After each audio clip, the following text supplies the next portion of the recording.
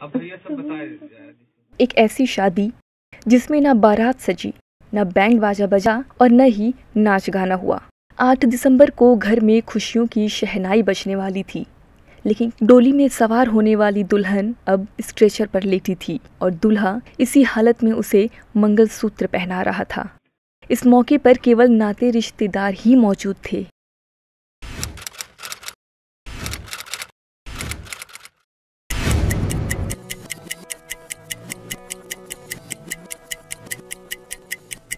तारीख थी 8 दिसंबर की। प्रतापगढ़ के कुंदा गांव में आरती मौर्य के घर को सजाया गया था। परिवार के लोग बारात के स्वागत में व्यस्त तो जरूर थे, लेकिन चेहरे पर खुशी भी झलक रही थी। दुल्हन आरती मौर्य को अपने दूल्हे अवधेश की बारात का इंतजार था। कुछ ही घंटे बाद बारात आने वाली थी। बारात के स्वागत की तैयारियां भी पूरी हो चुकी थीं। उसके सपनों की शहनाई बजने ही वाली थी और वह कुछ घंटों बाद अपने सपनों के राजकुमार के साथ विदा होने वाली थी। लेकिन अचानक से तस्वीर बदल गई। खुशियों वाले घर में मातम छा गया। आरती के घर वालों के पैरों के तले जमीन खिसक गई। पल भर में रंगीन तस्वीर ब्लैक एंड व्हाइट नजर आने लगी।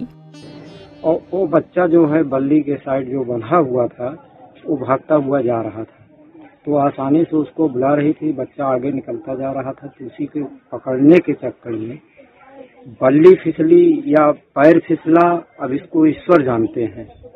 उस समय कोई छत पे था नहीं, बेटी और वही 4 पोती। जो आरती सज धज कर अपने सपनों के राजकुमार के घर जाने वाली थी, अब वह स्ट्रेचर पर लेटी थी। जिनके चेहरे कुछ पल पहले खुशी के मारे लाल हो रहे थे, अब वह मुरझाए हुए नजर आ रहे थे।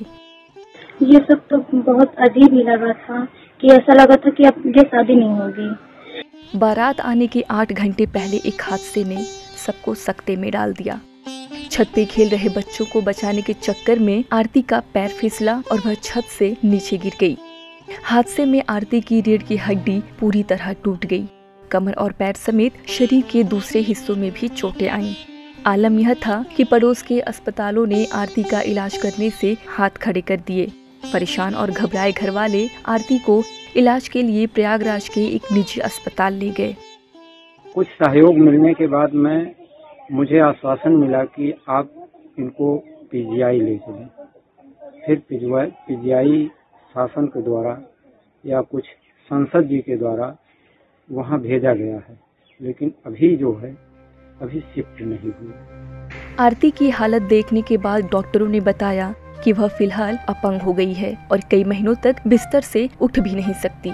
इतना सुनते ही घर वालों को लगा कि लड़के वाले शादी से इनकार कर देंगे, लेकिन उन्होंने बोला मैं उन्हीं से शादी करूंगा, और ये सब बहुत ही अजीब लगा था उस वक्त। आरती के निराश परिवार वालों ने अवधेश और उसके घर वालों को सारी बातें बताईं। लड़की वालों ने आरती की छोटी बहन के साथ अवधेश की शादी का प्रस्ताव रखा, लेकिन दूल्हा अवधेश का जवाब सुनकर लड़की वाले चौंक गए। वजह कुछ नहीं थी, बस पसंद की बात है और प्यार था जो सब लोग का, और भगवान का भी किया गया है कि चलो ठीक है, जो किस्मत में था, मेरे नसीब में था, वही मुझे मिला है, कोई दिक्कत नहीं है। तो इसमें हुआ था कि छोटी बहन के साथ शादी कर लो, मैंने मना कर दिया, नहीं ऐसा नहीं है, जो है वो उन्हीं के साथ करेंगे। अवधेश ने यह भी कहा कि तय वक्त पर ही शादी होगी। इतना सुनते ही आरती के परिजनों की आंखों में आंसू आ गए। आनन फानन में आरती का इलाज कर रहे डॉक्टरों से बात की गई।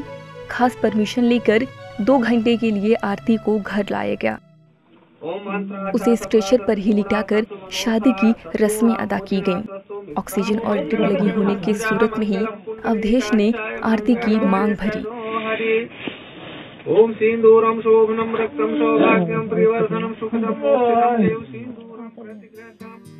अब विदाई का वक्त भी आ चुका था। पूरे रीति रिवाज के साथ विदाई के बाद आरती अपने ससुराल नहीं जाकर अस्पताल पहुंची। चोट आ गई मुझे, और उसके बाद मेरे ससुराल वाले को बताया गया कि ऐसी ऐसी बात है।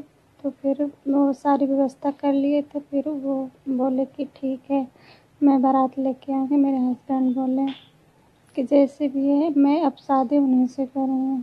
हमारे बहनोई एक मिसाल कायम किए हुए हैं कि यहाँ तक कि आज तक फिल्मों में देखा जाता था कि हाँ इस तरह से किया जाता है। एक फिल्म को, नाटक को दूर करते हुए रियल लाइफ में एक बहुत बड़ी भूमिका निभाए हुए हैं कि हाँ मैं उसी लड़की से शादी करूँगा जिससे हमारा रिश्ता तय हुआ होगा। अगले ही दिन आरती का ऑपरेशन होना था। अस्पताल के लिए भरे जाने वाले फॉर्म पर खुद अवधेश ने दस्तखत किए, लेकिन उसके पति के तौर पर। हमने इसमें ऑपरेशन करके हड्डी को सही किया है और स्क्रू लगा करके नसों पे से दबाव हटा दिया है, और जो नसों को कवर करने वाली झिल्ली होती है ड्यूरा, उसको हमने रिपेयर कर दिया है। पर जो पैरों में कमजोरी है वो तो हमारे हिसाब से 6 महीने से 1 साल लगेंगे और उसमें धीरे धीरे करके सुधार होगा। अब अस्पताल में भर्ती आरती को इंतजार है कि वह जल्द से जल्द ठीक हो जाए ताकि अपने पैरों पर चलकर अपने पति के साथ घर जा सके। जब जब उसकी हिम्मत जवाब देने लगती है, अवधेश उसे हिम्मत बंधाता है और कहता है कि सब ठीक हो जाएगा।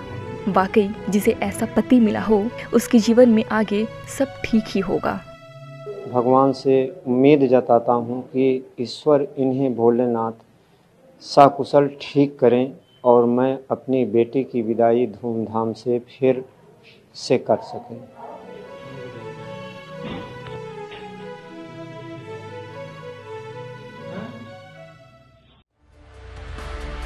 चौबीसों घंटे लगातार खबरें देखने के लिए डाउनलोड करें ETV भारत ऐप।